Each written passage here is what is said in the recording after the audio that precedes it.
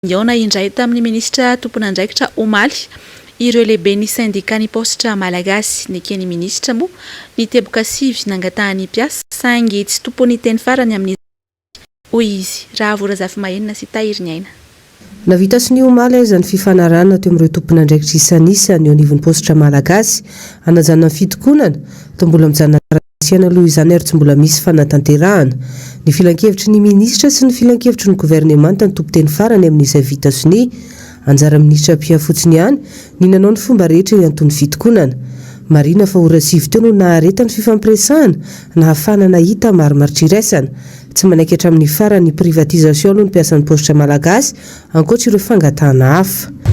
Ny fanaraka ny rototo na ataontsika hoe ny telotota sy na statut omena ny postra malagasy io. Liana tao koa le resaka hoe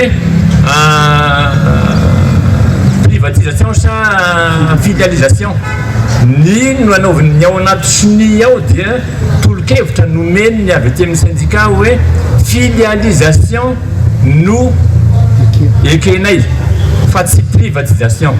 No siniavy lazany zavatra zany marina kosa nefa fanazava fanazavana ny levato ministre hoe hoentina makany amin'ny conseil de gouvernement sy conseil des ministres io resaka statut sy resaka privatisation na filialisation io dia any tena manapaka azy. Ale filan-kevitry ny ministra sy ny filan-kevitry ny gouvernement izany zao ny Paul makasika na raha fitokonana mpiasan'ny postra. Dilaza moa lehibe ny syndicat fa manara-maso akaiky ny fanatanterahana ny fifanekena.